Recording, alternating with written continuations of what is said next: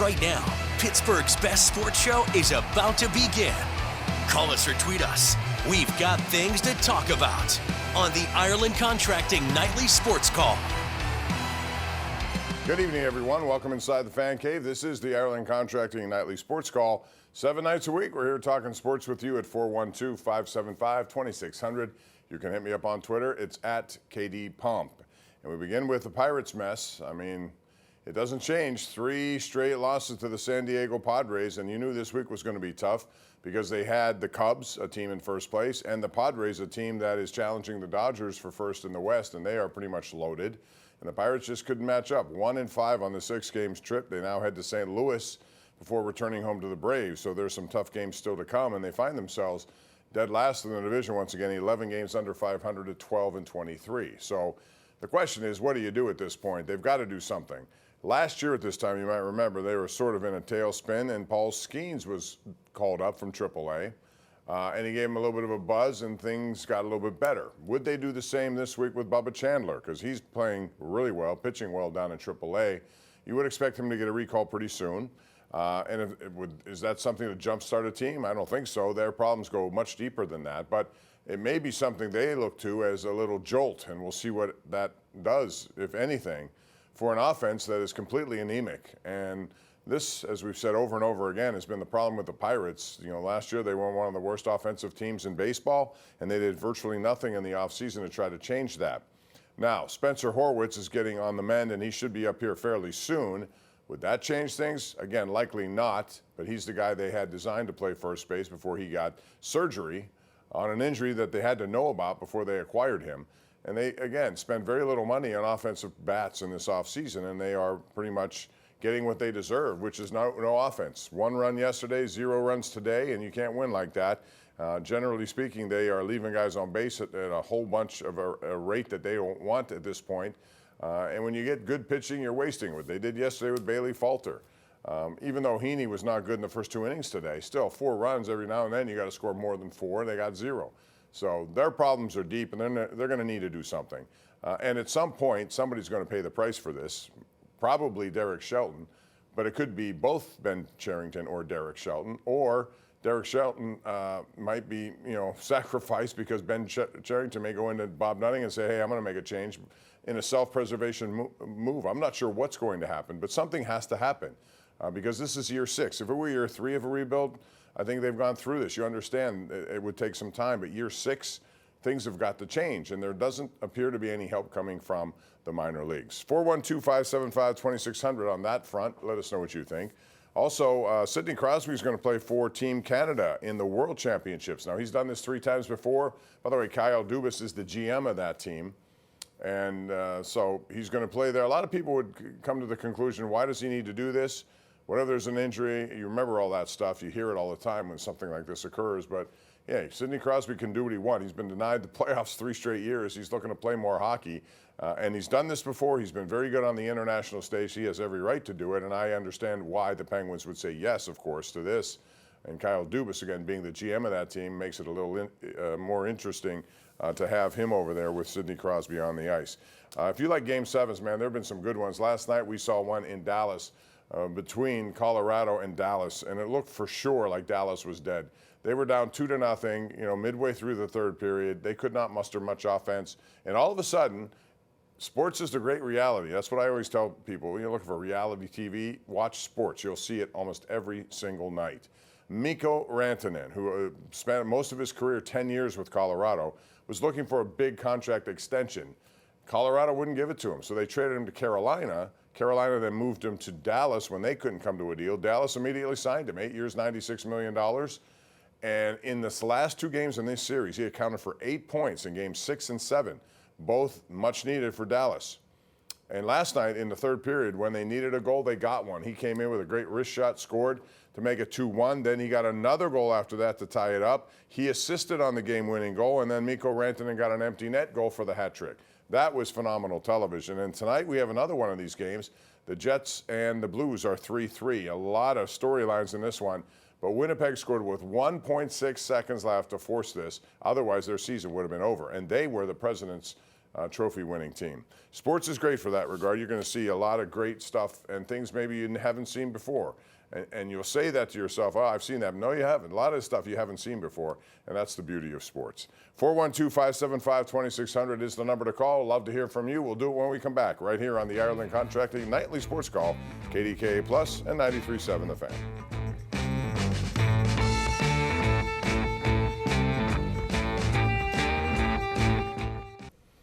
This is our Xfinity Mobile tweet of the night. Comes from SportsCenter. What a performance by Scotty Scheffler at the CJ Cup Byron Nelson tournament today. He tied the lowest score in a 72-hole event, 253. That's 31 under par, 8-shot win. He actually had an 8-shot lead entering today, so he's making a mockery of this. And Scotty Scheffler is the world number one. He and Rory McIlroy will be the two heavy favorites heading into Quail Hollow, which is the site of the PGA Championship. That's coming up in 2 weeks. And then, of course, a little over a month from now, you have the U.S. Open here at Oakmont, and that'll be interesting. A lot of golf coming in your future here in Pittsburgh sports. In the meantime, we're going to go out to the phone lines at 412-575-2600. Want to hear from you tonight, beginning with Matt in Butler.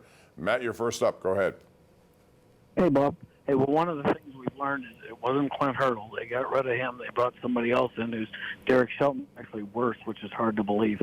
I just can't believe they haven't made some bigger change already with this season now a loss. It's totally a loss. They're not coming back anywhere. There's nobody to bring up. And you just mentioned Bubba Chandler. That's good. If he gives up a run, we'll lose. That's the problem, Matt. You're right. He can be, somebody that takes some of the attention away from all of this misery that we're seeing, but at the same time, their offense has been the biggest problem. They can't consistently put runs together, and when you don't do that, and when you can't get big hits from big players, I mean, look at the guys you're counting on for power. This team needs power badly. Other than O'Neal Cruz right now, who's hitting long balls? Reynolds has hit a couple. Brian Hayes has hit one. Tommy Pham has hit none.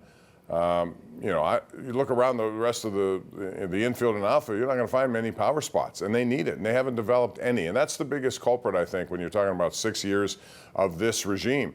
They have not drafted bats. They haven't developed any bats. And until they do that, they're going to have trouble scoring runs. And when you do that, you better go out and spend money in the offseason to compensate for the lack of development of offense. And they didn't do that either.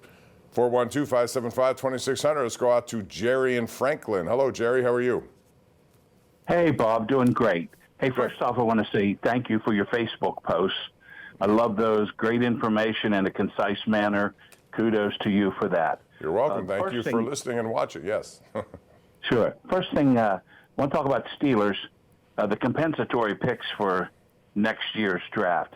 Isn't that a crazy system when you can trade for a guy, have him play for you for a year, let him play out his option, and then get a higher pick than you traded that you gave for him? And then the second thing is, in the Pirate Farm system, I remember the name Braxton Ashcraft from, I think, last year or the year before. I really thought he was going to be a better prospect than Jared Jones. He's kind of fallen off the map. I don't know what happened to him. And Lonnie White Jr., the outfielder that they drafted, I thought he was going to have something really great here in the past. So I don't know what happened there. Yeah, Jerry, that's a great point, because you hear all these names in trades. Eddie Yean, remember him? All these guys who everyone raves about. Well, this is a tremendous single-A prospect. He's got 5 tool potential, whatever the case may be. You hear about names, and then they never, move up here. And then Brandon Ashcraft is struggling this year down in AAA, but he's a guy they counted on. Mike Burrows was brought here just a few weeks ago and sent right back down. He's another guy, but he had, Tommy John surgery, I believe. So none of these guys, and that's the problem with prospects, which is why, at times, I think it's important to trade prospects before they become some other team's busts. They have value before they get to the majors if they're still prospects and people write about them and talk about them and scouts really get crazy over them. Fine, you can acquire something in return for giving up some of those guys. Some of the better teams in the league are not afraid to do that. They will trade guys who have high pedigree just because the chances of them becoming, tremendous players are not all that great, I don't think. So that's one way to acquire more offensive talent without necessarily spending it openly in free agency. Let's go to Chuck in Uniontown. Chuck's always engaged with the Pirates, and I'm sure right now you're having a tough weekend, Chuck. Yes, Bob. First of all, thank you once again. Yes, Bob. It's just heartbreaking. I'm just brokenhearted.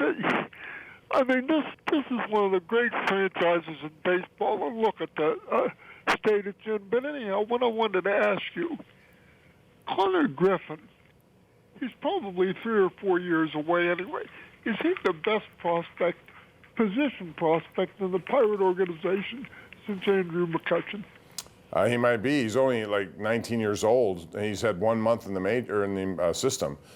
He's had a really good first month.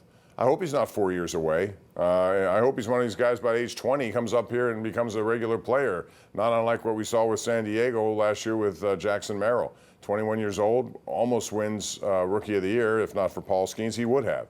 That's what they need. They need fast-track guys. Jared Jones made that jump last year. A lot of people didn't think he was going to do it. He did. Others haven't.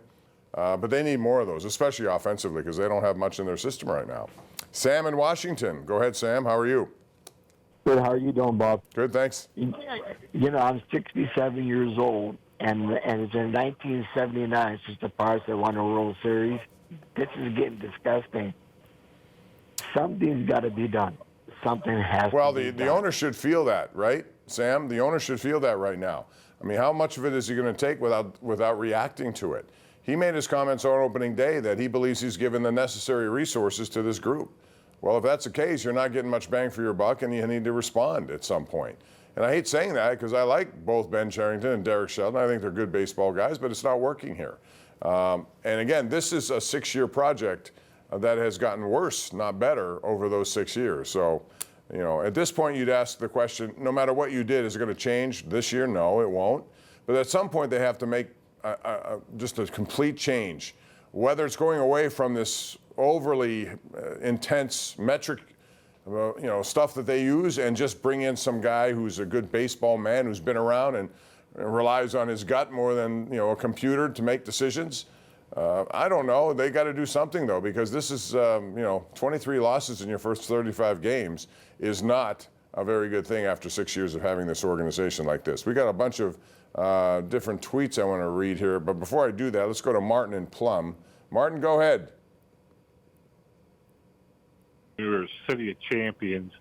Now we're the city of champions. And I didn't even watch the Pirate game today. And doesn't San Diego spend money on their players? They're a small market team. And earlier tonight, I watched the Braves versus the Dodgers, and that was a good game, and that was like real baseball to me. And I'm just at a loss. I love baseball, and I would go to the games, and I would be more than happy to give my money to Nutting if they were winning. But he doesn't give a rat's butt about the Pittsburgh Pirates fans. At least I don't think he does. He's just too busy with the luxury tax, soaking it up and making money that way. Right. There are ways for owners to make money without winning, and he's proven it. So, the bottom line here is that he should be concerned. He should have his finger on the pulse of all of this. He really should. I know he has thick skin because he's had to deal with a lot of criticism over the years, but it shouldn't be that thick that you can't react to what's going on. Now, he is a smart businessman. He wouldn't have become a billionaire without being smart in that world. But this is not an ordinary business, as I've said many times before. This is a business that was helped along because of taxpayer money and a commitment from a city to do stuff for you. Your obligation is to do stuff for them and do more than you're doing for them at the current moment. The other thing is promotions. We talk about promotions all the time to get people in the ballpark. You know what promotions are? The best ones? Paul Skeens. That's a promotion. You put him on because he's a generational talent. You know what else is promotable? Winning. Lots of winning. You don't have to have many other promotions if you win. People will come from all over to watch you because you're a relevant team. If you're in this for that reason, you'll make even more money. This is why I don't understand why they don't do much more, and they should do much more, and it should start sometime soon. Bill in Pleasant Hills joins us right now here on the Ireland Contracting Nightly Sports Call. Hey, Bill. Hey, Bob. Thanks for having me. Mm-hmm. Hey, the job of the head coach is to try to manufacture runs when you can't get a lot of scoring. I know I think it was the 80 or 82 St. Louis Cardinals had great pitching. They win games 3-2. How'd they do that? Got a guy on first, steal second, which is Pirates steal bases, have a drag bunt, and then a fly ball gets you a run. You don't need 10 runs. If you can get 3 or 4 runs and you got a schemes, you can win these games. So. Yeah, I mean, if you don't have power, you have to compensate one way for it, and that would be playing, winning the margins, as they say, doing what you suggest. Small ball, whatever we're going to call it, but you better be good at it. And the Pirates have not even been good at that this year. They've had too many guys thrown out at third base, at home plate. They failed to execute basic plays, I think, offensively that could have resulted in nice innings.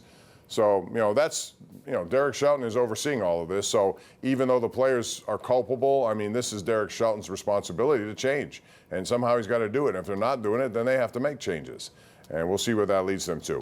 Colonel Slade says, good evening, Pomp. A few weeks back, I said the Pirates wouldn't reach 50 or 500 at any point this season. You said all the teams have ups and downs. Yeah, do I feel the same? Yes, all teams have ups and downs. This team's have many more downs than ups. And when I said that, I did not disagree with you, Colonel Slade. I thought for sure that they would never reach 500, but I thought they'd have some ups and downs. And I thought ups would be, a 5-game win streak. Downs would be worse than that. It's not a good baseball team. I don't think there's any question about that, but every team has that. You saw the Braves start 0-7. That's their down. Now they've come back to life. They're going to be here this coming weekend. That's a pretty good, jump back into relevance because of the talent they have. So, all right, we're going to take a break here, come back with more. This is the Ireland Contracting Nightly Sports Call right here on KDKA+.